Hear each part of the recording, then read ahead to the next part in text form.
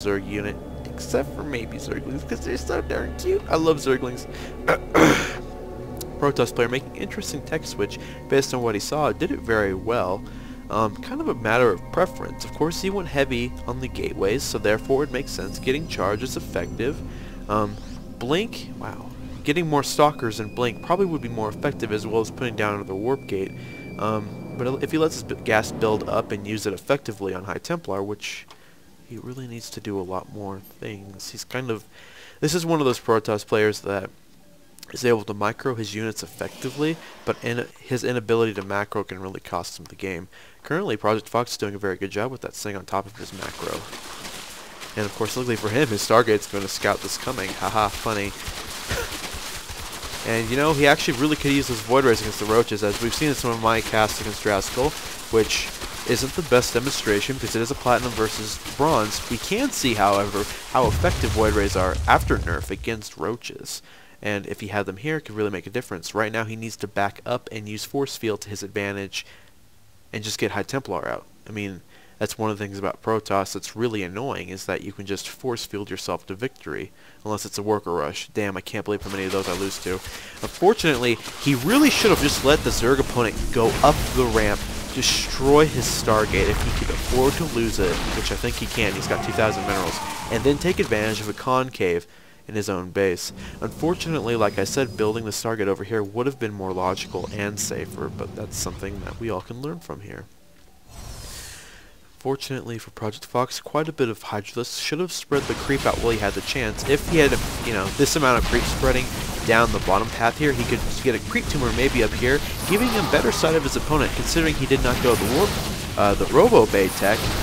Good force fields, though, will be able to hold the Zerg player back. I believe it's going to be fairly close. This loss is still pretty tied up, so not bad. He's going to fall back. If, like I said, if he had creep, though, that would really give him the edge going up the ramp there. And, of course, it would give him an edge in being able to see his opponent, since he doesn't have any robotics tech, including observers.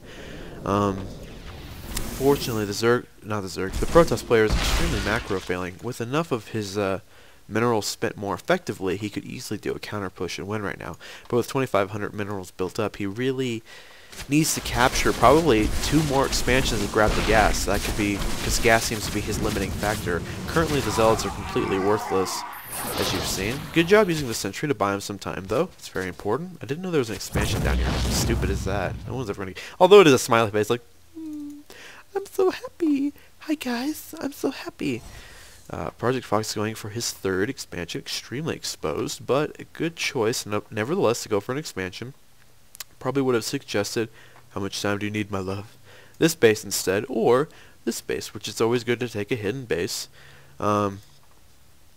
It also, his opponent is lucky/skilled to have the stalker there to be able to see the hatchery going down, so a counter push should be imminent. Of course, he's able to expand as a good counter to that. His buildup of minerals is once again too high.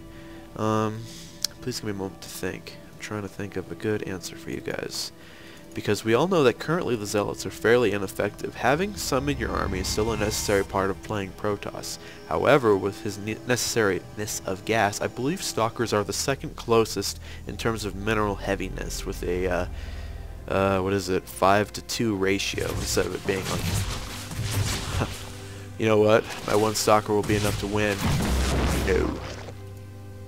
Interesting. Right now, getting more Stalkers would really give him the edge he needs, especially embracing the idea of Guardian Shield and Force Fields. This Protoss player's micro is very top par, but however, his macro is failing too greatly. He also could benefit heavily from ground armor versus attack. Considering that Project Fox isn't going Zergling heavy, he could really benefit from not using the Zealots and taking advantage of the armor versus said grooves, spines, you know. Of course, his back door is open right now, and Project Fox is about to run right up the back door and fuck everything in the base. By fuck everything, I mean he's gonna fuck the little Stargate. Yeah, no. And see, I mean, you don't want to lose buildings, but defending buildings that are in bad locations is just something you have to accept losing them. He needs to simply fall back and let the Zerg player Oh, here's a good example. If you guys have ever seen Guardian Shield is really important here. He needs Guardian Shield for it. Oh, Force Fields would have really helped too. I think Psystorm's going to be the winning factor here, though. Unfortunately, the lack of creep, there's going to be a lot of explosions happening soon if he doesn't land another important Psystorm. Oh, come on, please! Do some Psystorming. Yes, yes. None of them have enough energy for Psionic Storm. Unfortunately, he's not macroing well enough to warp in another volley of it. And his inability of Guardian Shield is not going to help him win this game anymore. But he is a nice player, as of course we noticed he gave projectfox 2 pauses, which is very much appreciated. Thank you, Serenidad.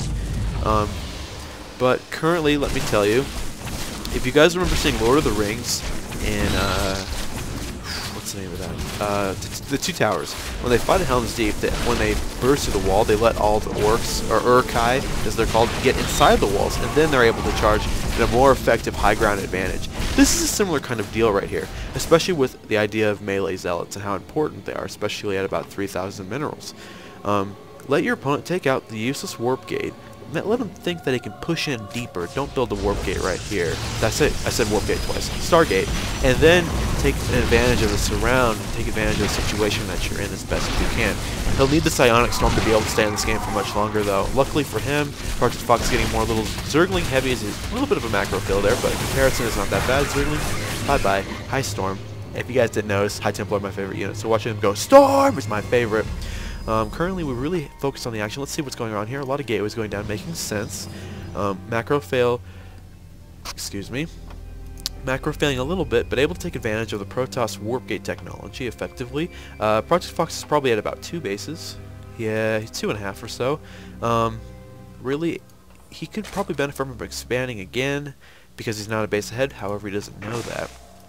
Calling for Infestors, interesting.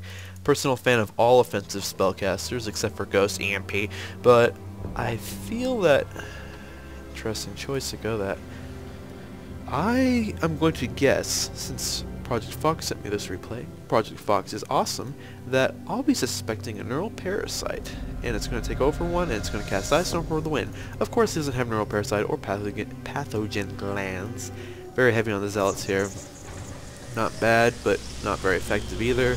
Would have been better to just stay on top of his macro. Unfortunately, he's going for ground weapons first, which, if you're just starting to play and you want to get upgrades, you should always try to get upgrades if you have an opportunity to.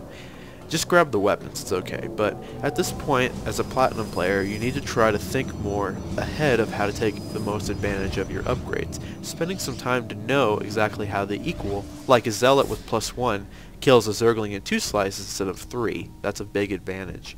But, you know, of course not going Zealot or Zergling heavy, he doesn't need as many Zealots. Benefiting from the armor would be a much better thing to do here. His Zealots would live longer and thus give more time to go Storm! Horns go down. I don't think he knew what that was, but Missile Attack's level 2. Get on the defensive advantage here. Unfortunately, doing the exact opposite of what he wants to do. If he had stayed right here in a fairly tight ball, despite all the High Templar, he would have been able to hold back the Zerglings. Unfortunately, now they have to surround. Interesting. I don't know where all your units are, Project. You seem to be ahead of your macro, but you just seem to be missing quite a bit of units here. Perhaps it must be unit composition as they kind of melt. Units tab indicates. Absolutely. 21 roaches. Where the hell are those guys? Who are you guys? We're roaches. You'll never defeat Andros. Oh, here they are. Counter push going on over here. Taking out the expansion. Very good play here. Trade not too sure about it. Hitting your main base, of course, is Zerg. It's really, really bad. Might get a storm down. Very good getting a storm down at the last minute. My life for ire, my friend. Unfortunately, that means you'll be taking out the hive, which is, of course, the most important tech structure. Overall for a Zerg player, because you'll have to get back up there. I don't think you've got another layer hanging around.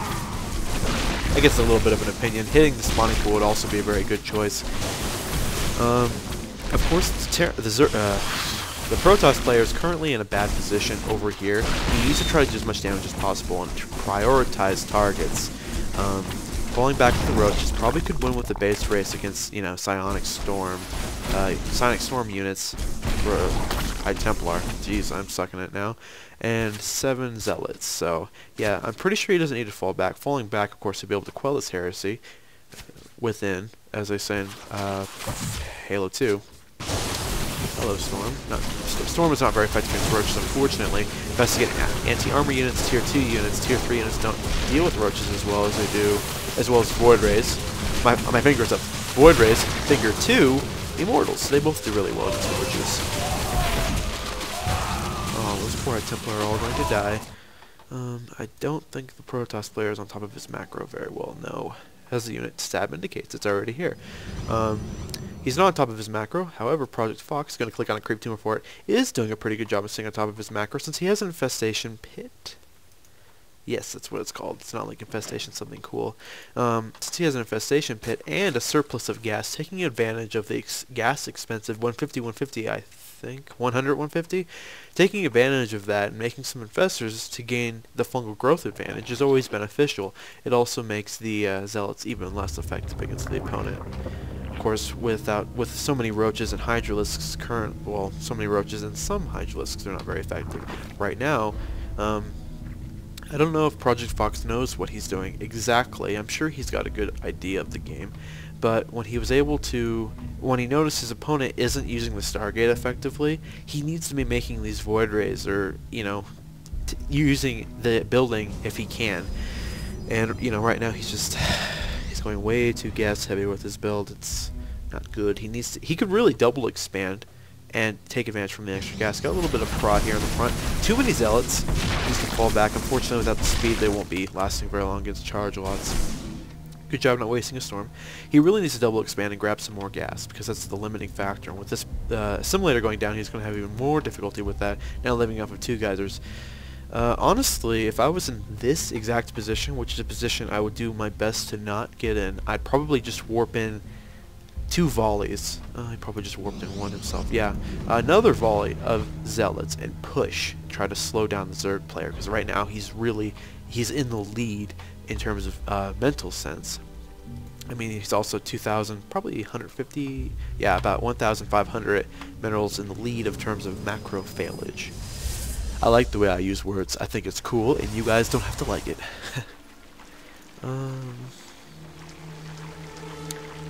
Good use of using the Overlords for vision / Ooh, that's cool. I missed that, I think. Using the Overlords to spread the creep and take advantage of his opponent's lack of anti-air units, very effective here. He's able to move his roaches back and forth quicker. If he had burrow, he could really benefit from that, especially with the rapid regeneration ability. Unfortunately, they're just going to have to fall back right now, but lots of hype.